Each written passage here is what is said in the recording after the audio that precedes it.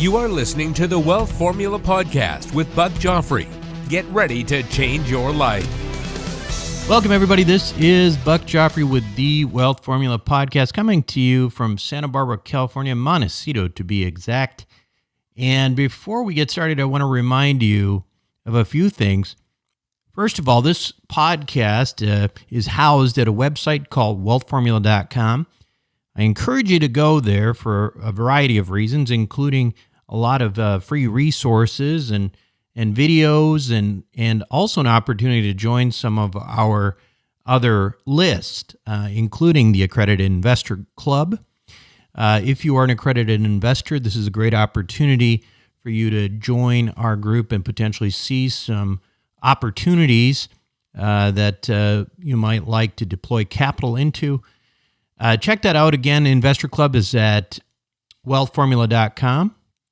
Also, if you are interested, make sure you check out our online community that we have called Wealth Formula Network. That starts with a course. The course then morphs into a community that's online. We have a Facebook group. We have bi-weekly Zoom video calls. It's a lot of fun. Anyway, check that out. As for the upcoming event in Dallas-Fort Worth, it is sold out.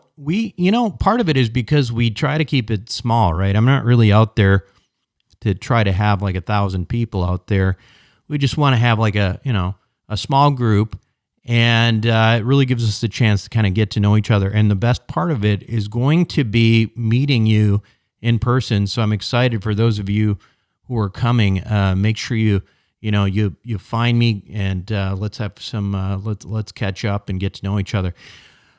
That, of course, is coming up pretty soon. That's October 1st and 2nd, and we'll look forward to seeing you. Now, as for today's show, when I first read the Cash Flow Quadrant by Robert Kiyosaki, and you, if you listen to my show, I credit Robert with sort of the morphing of my, my own personal financial, well, really my whole life, really. I think I became an entrepreneur because of that book, because it really triggered something in me.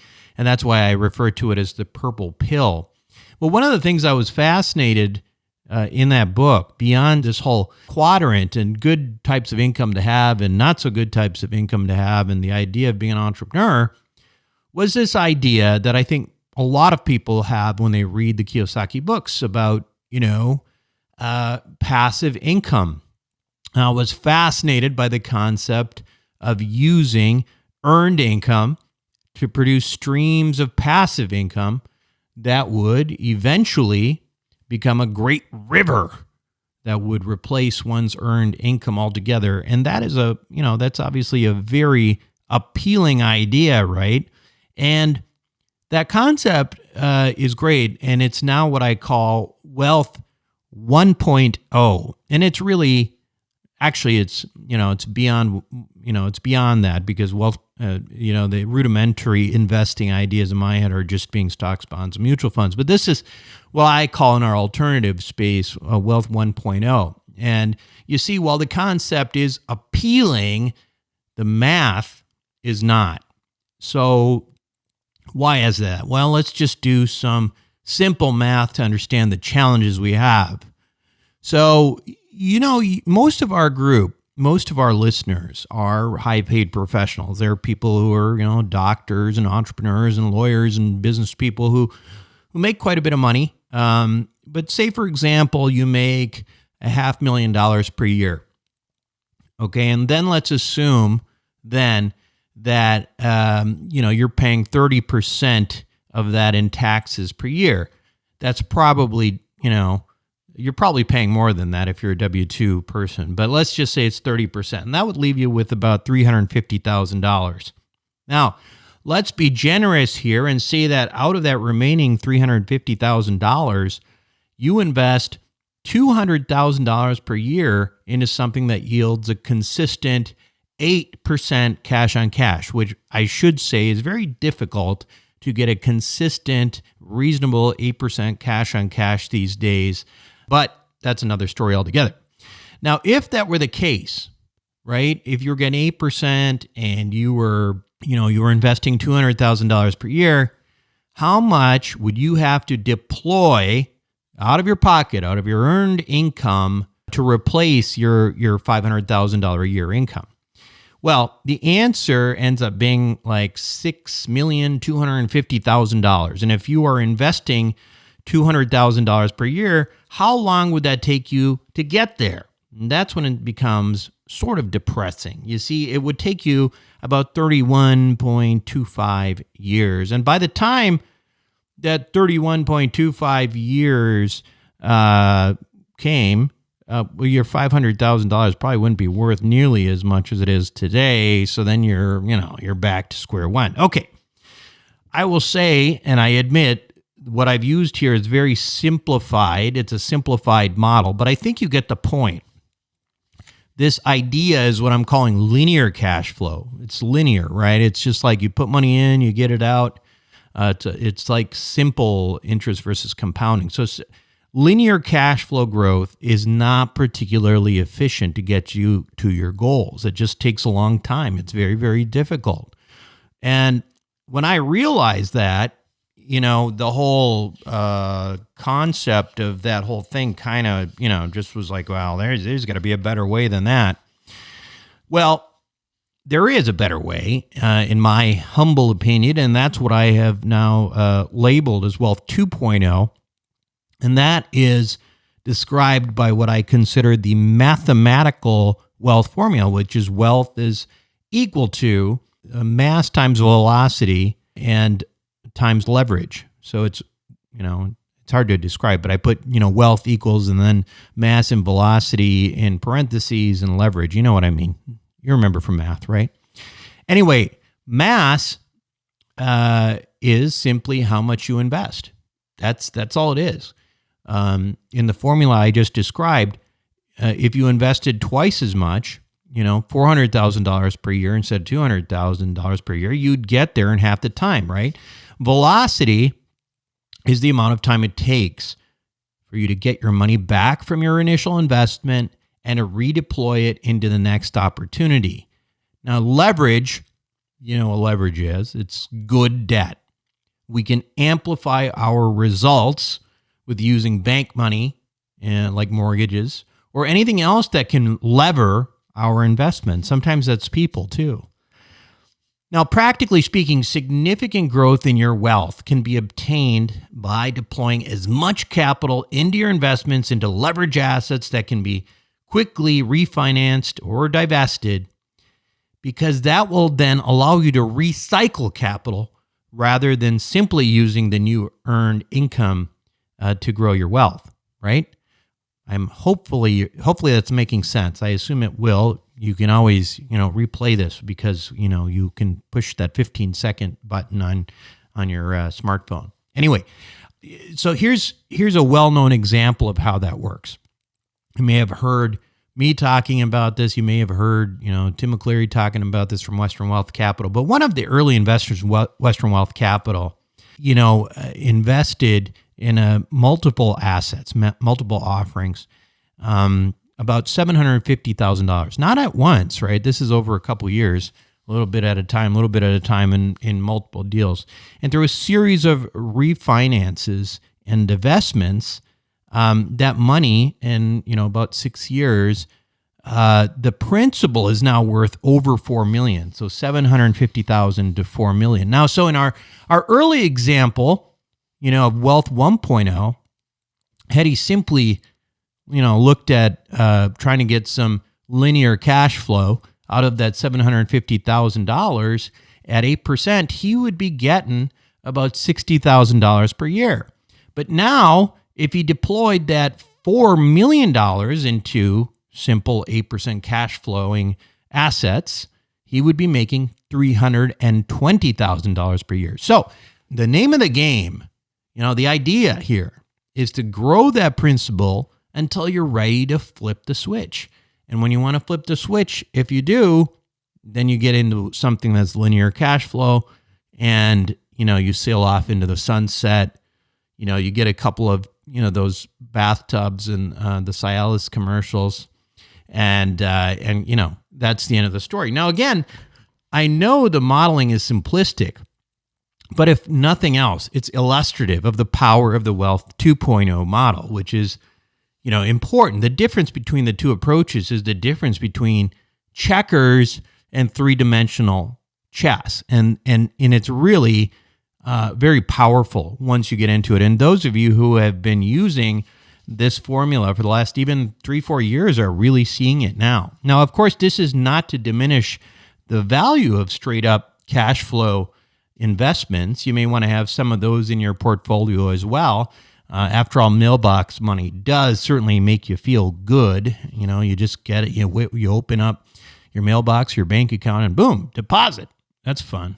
Anyway, speaking of cash flow, my guest on this week's Wealth Formula podcast, well, he spends a lot of his time looking into cash flow investments. His name is MC Lobster. MC Lobster is also known as the Cash Flow Ninja. Now, MC's actually a friend. He's a really good guy. The podcast ecosystem is full of, a lot of characters that I don't, but MC's not one of them. He's a great guy, and I like him a lot. He's got a very successful podcast called the Cash Flow Ninja. So when we come back from the following messages, we will have our interview with MC. Welcome back to the show, everyone. Today, my guest on Wealth Formula podcast, well, a lot of people probably already know him. He's got one of the biggest podcasts in the personal financial space, investment space, MC Lobster, a.k.a. the Cash Flow Ninja himself, who's also a friend and a really good guy. MC, welcome back to Wealth Formula Podcast. Thank you so much for having me, Buck. Great to connect again. Yeah, man. So, for people who don't know you, I just want to kind of get a little bit of a background. So who's MC Lobster? I mean, and is that accent, is that you're not from Texas, right?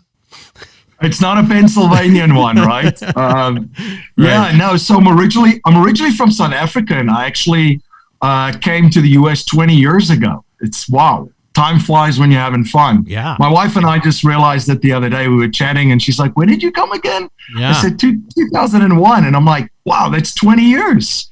It's but grew up in South Africa, born and raised over there, and after university, started traveling a little bit around the world. I played sports at a pretty high level. I had a college scholarship and a full ride in college for rugby. So I traveled quite a bit and played. Ended up in the United States, and I ended up playing in a league here, and ended up being part of the men's national squad for a couple of years in the United States. And, besides the sports, one of the things that really struck me when I came to the United States and having traveled quite a bit was just, I was just blown away by the upward mobility available to anyone that's willing to work their butt off in the U.S., right? It was just blew me away. And I was pretty excited to see what I can build and what I can produce over here. While I was traveling for sports, a lot of guys pick up habits, not all necessarily good habits. Yeah.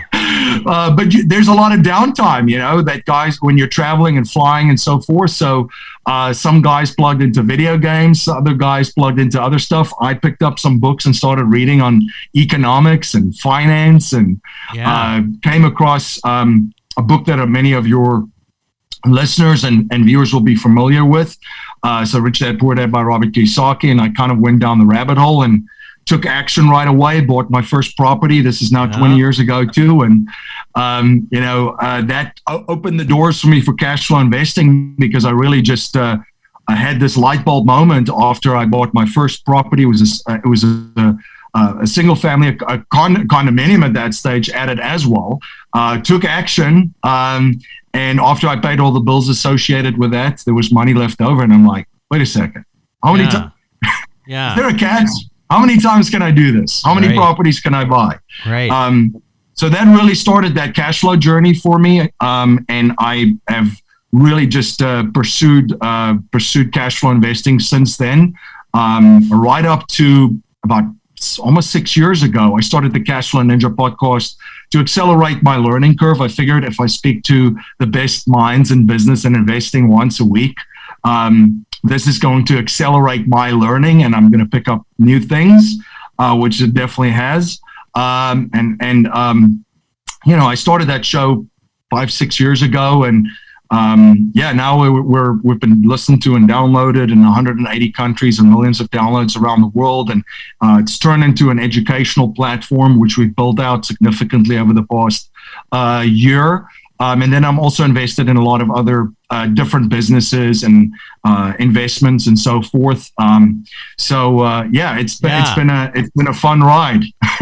It is a couple things that you say really stick out to me. One is the idea of the upward mobility, and I'm always shocked about sort of the you hear from people who are like who've been in the U.S. for a long time about how there's lack of upward mobility.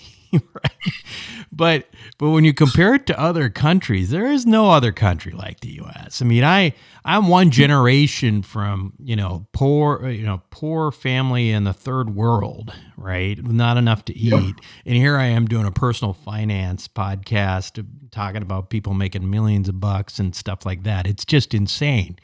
I'm glad you talked about that. The other thing that occurs to me is I think, you were on a couple years ago. I mean, it's been a little bit of time, but just hearing about how much you've done, even in that short period of time, it goes back to that idea that people grossly overestimate what they can do in a year and grossly underestimate what they can do in 3, 4, or 5 years. It's just so good for you on that part. I want to talk to you a little bit about, obviously your podcast. First, I want to ask you, in terms of the podcast, what, when you started versus now, and it's been, I don't know, how long has it been? Almost 6 years. 6 years. So it's a lot. What have you, in your own sort of philosophy, and you and I've talked offline about, how mine has changed since taking the purple pill. How has yours morphed during that period of time as you've talked to a lot of successful investors and, sort of changed your own philosophy? How has that morphed? Yeah, it's a great question. And I just want to touch on one thing that you mentioned too. It's quite incredible sometimes when I speak to folks in the United States and I see their response when I talk about the upward mobility. And I said, literally, you won a lottery ticket by being born here, as opposed to everywhere else, because there's such an abundance of opportunities. And from the podcast too, the podcast has kind of grown significantly because essentially, I love learning and I'm a student and I'm doing that too. And I'm still learning, but I'm also starting to teach more and more and more, and stepping into that role, which has been a lot of fun because when you teach something, that's when you actually learn, right? And you learn even the topic and the subject matter even better, and get to understand it and it increases your understanding. So that's been a lot of fun. And I always, you've heard the cliche or you've heard people say, if you want to understand something, teach it. Right. And it definitely rings true. But and I went pretty broad with it. I went pretty broad with the show.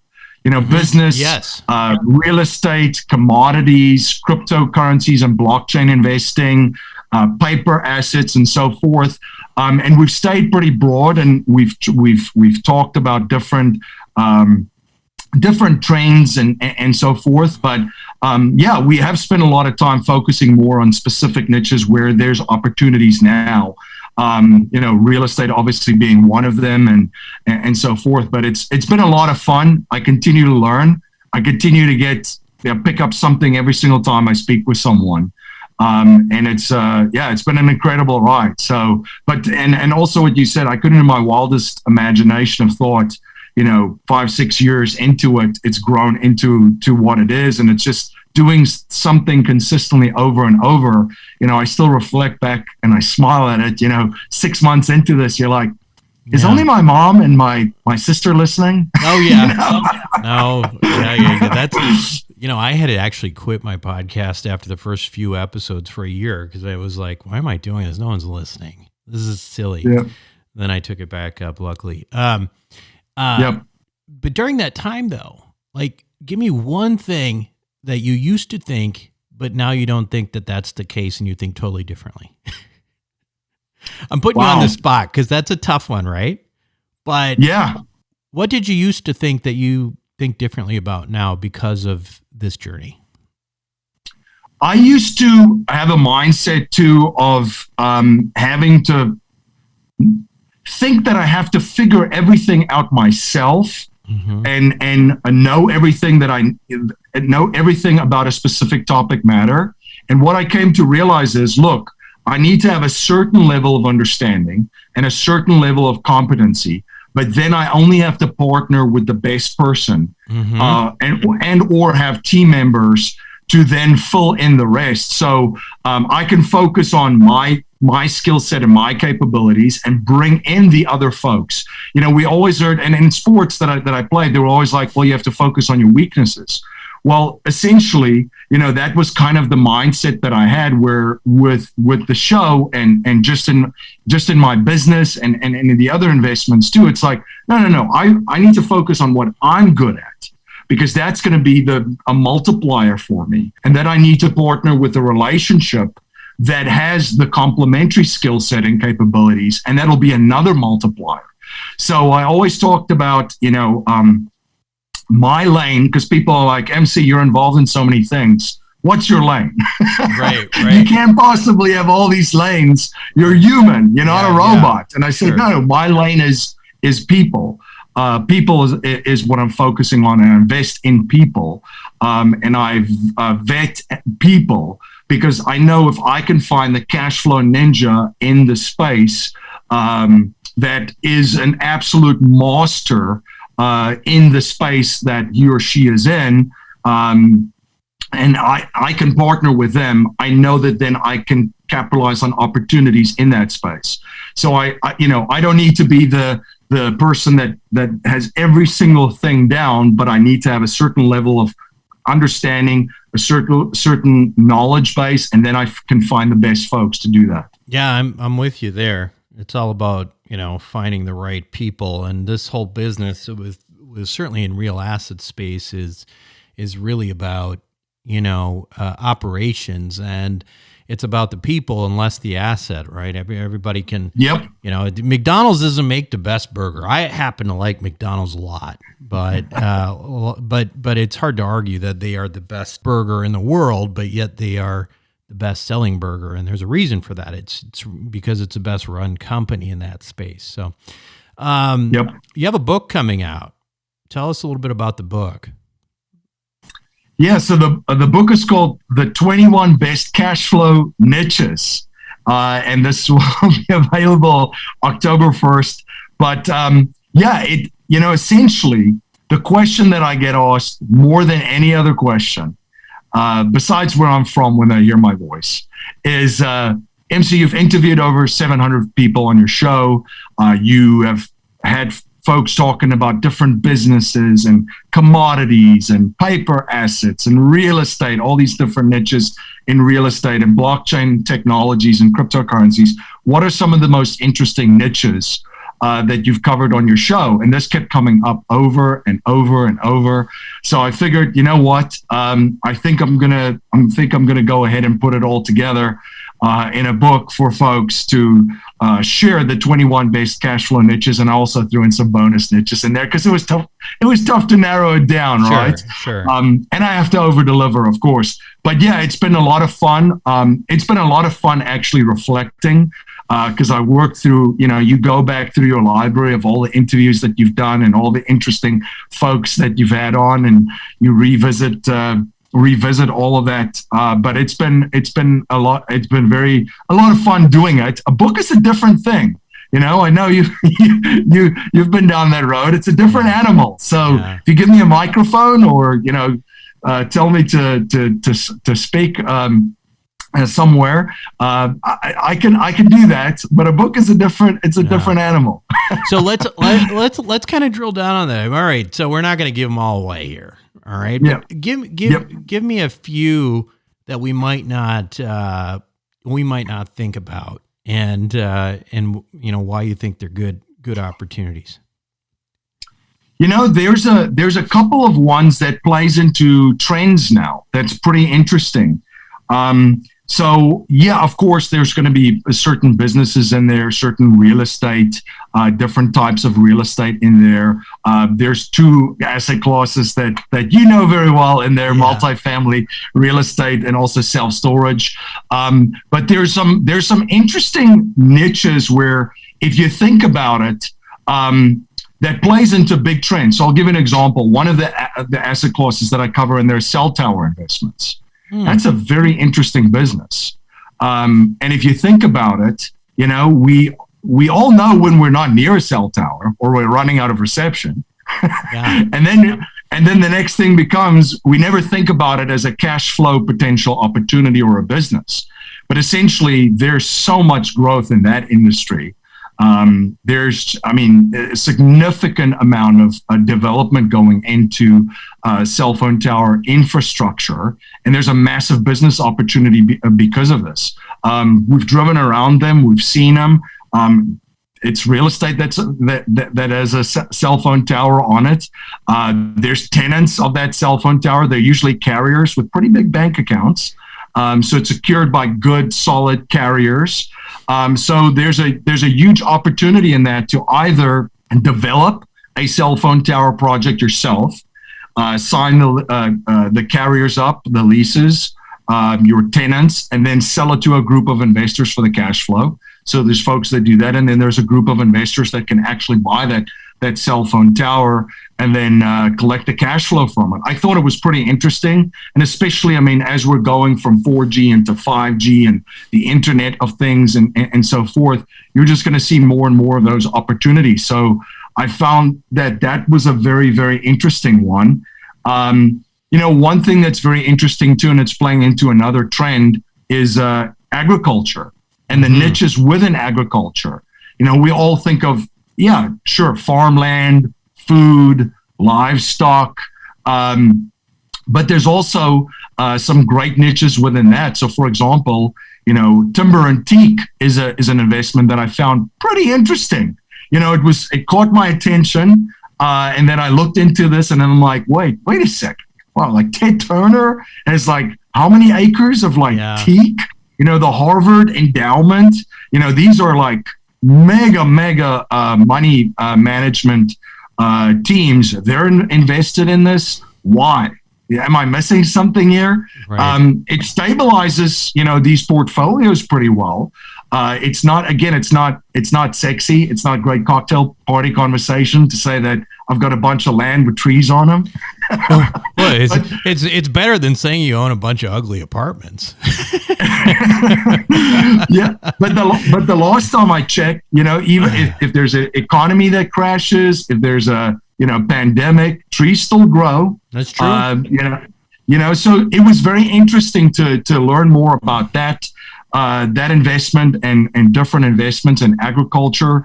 And, obviously doing research for the book, you start to see the numbers of the demand that there will be for certain niches, even within agriculture. I think Jim Rogers is pretty famous for talking about that and the opportunity that will have for investors in the next coming year. So that was very, very interesting stuff.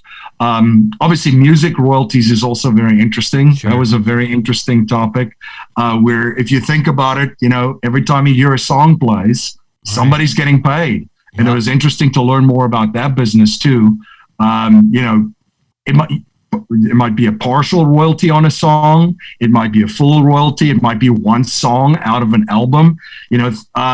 Michael Jackson, for example, just his estate has been paid like over $1 billion since he passed, just on royalties. So that was a fascinating industry to learn about too. There's a lot of a lot of interesting niches. I mean, one thing that I've learned, there's different niches, but you really realize there's so many ways to do this. There are folks that there's just so many different ways to to build businesses, to create wealth, to invest in different asset classes, right? Mm-hmm. Yeah, for sure. And I'm curious along that lines because, obviously, my philosophy has been always about, or not always, but certainly in recent years, especially after, maybe chasing some shiny objects, so to speak, that I've said, I'm going to keep it boring, right? Yep. How do you balance sort of, having these different types of investments? And I don't know if you've invested in all these things or not, but for me, one of the most time consuming and difficult things is, learning about a new area, and then probably even harder than that, finding the right people and the teams and all that stuff. How do you balance that? What's your philosophy on that? That's a great question. And I've not invested in all of these. So I'm invested in some of them. Mm-hmm. And my philosophy is very similar to yours. Like, I invest in things that I know and understand, and I immerse myself in them. So I'm invested in a couple of asset classes. Obviously, I'm invested in real estate. I'm invested in energy. I'm invested in commodities. I'm invested in crypto and blockchain, but also not just in the coins, but in businesses too. And maybe that's a good starting point. So one of the asset classes, obviously, I talk a little bit about crypto and blockchain technologies. So, we've had conversations in the past where around, 2016 or 2017, we were dabbling in it and getting involved with it. So one of the things that I really immersed myself in the past 18 months, probably 12 months of it, I really, really, really immersed myself into it, was the crypto and blockchain. And it wasn't necessarily the coins, but it was more of the industry, the businesses that are being built in the industry. So I did the same thing where, I found the top people in the industry. I studied everything that I could that they've put out, whether it be books, whether it be podcasts, whether it be videos, and so forth. Then I looked at other things that they offered, whether it be, a course, which is an intellectual shortcut. These days, one of the programs that I enrolled in, could I have learned everything probably by myself? And did I know some stuff of that already? Yes. But it probably would have taken me, you're paying 2 for time. years to know, but I could tap into that person's intellectual shortcut. So I did that, join a mastermind group, which I'm still in to learn. And why I wanted to do that was, I wanted to, again, sticking with the big piece, which is the non-sexy part, is I wanted to implement a strategy similar to the California gold rush strategy. During the California gold rush, in 1849, and so the folks that really made fortunes wasn't necessarily the folks that panned or dug for gold, but it was the folks selling the shovels and the picks and the equipment and the clothes, the Levi Strauss, the boots, the housing, the financial services like Wells Fargo and so forth. So I wanted to see, how do I do this in that space? And it was interesting to see that there's a lot of ways to do that already, and there's a certain type of approach as an investor. There's obviously an approach as a speculator, which huge upside potential, but I wanted to learn more of that. So that's kind of my philosophy and my approach. And how I approach these things is I have certain asset classes that I know and I understand, and then I look for the best folks in them. But I really deep dive and immerse myself in an asset class if I'm going to invest in that asset class. Even though I'm partnering with someone, whether I'm putting up the capital or I'm bringing something else to the table, that's kind of how I approach that. But yeah, because otherwise, like you mentioned earlier, the shiny object stuff. Yeah, it's challenging. Yeah, and the other thing that I would also say strategically from a strategy point of view is what is it? What is the asset class? What is it supposed to be doing, and why would you own it? Right. I keep asking myself those questions too. So I know exactly what it is, what it's supposed to do and why I would have it included in my strategy. We talk about apartments in there. It's apartments. It's affordable living for folks, right? It's not going to go away. Last time I checked, people are still going to need a place to live, 5, 10, 15, 20 years from now, 100 years from now. And the same thing with self-storage. People are going to need a place to park stuff. So a lot of these things I ask, why am I doing this? Why am I investing in this? What is it supposed to do? What does it do for me? And that's why, for example, I have real estate, but I also have some energy stuff because there's some tax advantages in that too. Sure. And when it comes to the crypto and the blockchain, is like, what is it? Well, it's cryptocurrencies, it's blockchain technologies. Even the technology will roll into industries. It's very new. It's very volatile. It's very small. What is it supposed to be in my strategy? Well, as an investor, I can position myself where in businesses that eventually will provide a ton of value to cryptocurrency and blockchain investors, tax services, estate planning, asset protection, that kind of stuff. You're going to need all of that stuff in that industry anyway, as it's growing and growing. Yeah, that's great. So and before I let you go, I want to, obviously you're pretty involved with digital currencies and stuff like that. So I want to make sure I get your read on where we are in this market. How long is this bull market going to go? What do you think is going to happen? Obviously, you can't predict the future, but you're you're probably you're probably more ingrained in this than I by far in a way more than I am. Tell us about your forecast for the digital currency market here. Yeah, it's an interesting time. When there was the crypto winter, some of the folks that I were talking to at that stage was just sharing with me the innovation that's coming in there. You think about the industries that the smartest folks are going into right now. They're going into biotech. They're going into crypto and blockchain. I mean, the smartest folks on the planet, because that's where all the innovation is. They're running into those industries. So I think you're going to keep seeing a ton of innovation in a lot of the projects. I think you're going to see a ton of new types of businesses being built there, ancillary and complementary businesses to what's already developing in that ecosystem. Whether it be the coins, whether it be the blockchain projects, whether it be decentralized finance. So that's only one element, for example, in that ecosystem. I think you're going to see a lot of businesses that are going to position themselves to figure out how they can plug in to, for example, the decentralized finance space and provide products and services to that. So I think you're going to see innovation, as I mentioned, with tax companies there, legal companies there, trust and estate planning companies, insurance companies. You're going to see all those types of companies coming up. So there's going to be a lot of innovation in there. From a price perspective, I think that we still have a little bit of legs on this one. Of course, buyer beware. Yeah, that's right. That's right. It's a bumpy road.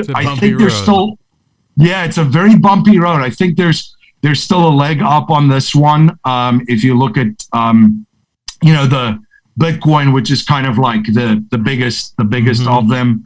And if you look at what's going on there and how it is essentially coded to provide, a certain amount of coins, and a lot of folks are entering into it. Exciting stuff going on, right? So you've got payment processors incorporating Bitcoin into what they're currently doing, and we've got companies positioning capital reserves. I mean, I know you're smiling. I mean, the two of us were talking. Did you ever imagine that happening? I mean, we thought it was going to happen, right? But it's still like seeing it happening is kind of crazy. Yeah. And then also you have got essentially a country that now has made it legal tender, El Salvador. Yeah. And now amazing? other countries are interested too. So from a price action perspective, it's gonna be a roller coaster ride, up and down and sideways and so forth. But the ecosystem will grow, the adoption will grow, because more and more folks are realizing and recognizing, especially in a time like today, globally, that fiat currencies are being devalued at a record pace. So if you're I was just speaking to someone the other day that's from Zimbabwe, a friend of mine, and they've devalued their currencies and blew it up twice now in like 2 decades. Yeah. Hyperinflation basically twice. Right. So he's like, if you're there, what are your options? Well, if you have access to a smartphone and you can plug into the World Wide Web, you can buy some Bitcoin. So I think more and more people in those countries are going to realize it. So it's going to be interesting. There's a lot of exciting things there. But you have to understand, for your listeners too, it's always important to understand when you're saving or when you're investing or when you're speculating. So know what you're doing when you're doing it. Don't think you're investing, but you're speculating, and then all of a sudden, I know. You have a heart attack when you look at the price movement or action on your smartphone. Yeah, that's the important part. And I think you've said it a few times, Jay. I think is a good point. If you're starting to have some sort of visceral reaction to the losses, you have too much exposure. So, you just got to be careful and focus on, that's your asymmetric portfolio. It could make you, it could add zeros to your net worth, or it could be gone. And you just have to, know that's what the deal when you go in the first place. Yep. But, listen, it's been really great talking to you. Tell us a little bit, obviously you can find the Cash Flow Ninja podcast everywhere, but tell us how we can tune in and some of your things that you got going and even find your new book. Oh, thank you. Yeah, cashflowninja.com is where everything's at. Over 750 episodes now, podcast interviews there. And I've got 2 shows that's on there and all of the tools and resources that we have on there. In the book, you can find that at cashflowninja.com/21 niches. That's 21 and then the word niches, and that will get you to the Amazon page. And if you buy the book on Amazon and you screenshot us just a copy of your receipt and send it over to us, we'll give you access to the audiobook, a digital version of the book. I actually curated a ton of interviews of covering the niches. And then there's some bonus videos just covering the niches in there too for folks that are interested. That's at cashflowninja.com/21 niches.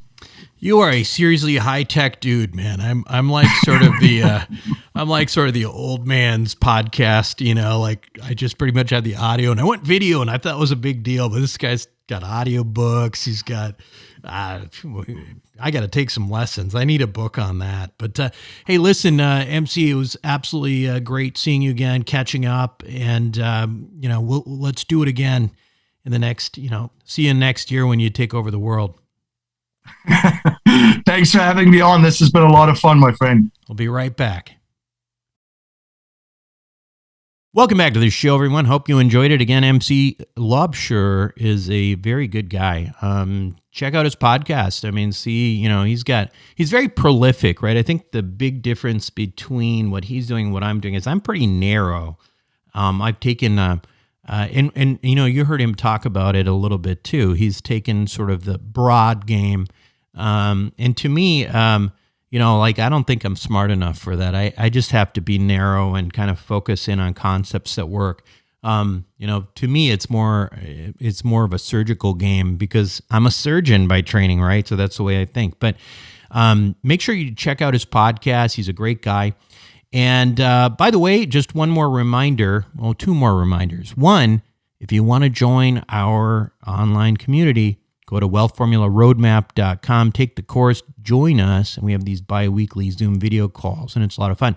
The second thing is, I've noticed we really need to add to our reviews on iTunes or wherever. So if you like this show, if you think we're doing a good job, give us a 5-star review and, make some comments. I've got some great comments. My favorite one, I think, was that, Wealth Formula Podcast was the only podcast that actually made this person money. And that, I thought, was a fantastic compliment. And so I appreciate whoever wrote that. Anyway, if it's confusing on how to write a comment, you can go to wealthformula.com. And I think there's leave us a 5-star review thing somewhere you can click on there. And it's easy as that. That's it for me this week on Wealth Formula Podcast. This is Buck Joffrey signing off. Thank you for listening to the Wealth Formula Podcast. Visit us on the web at wealthformula.com. The information contained in this podcast are opinions, not fact. As always, consult your own financial team before making any investment. See you next time.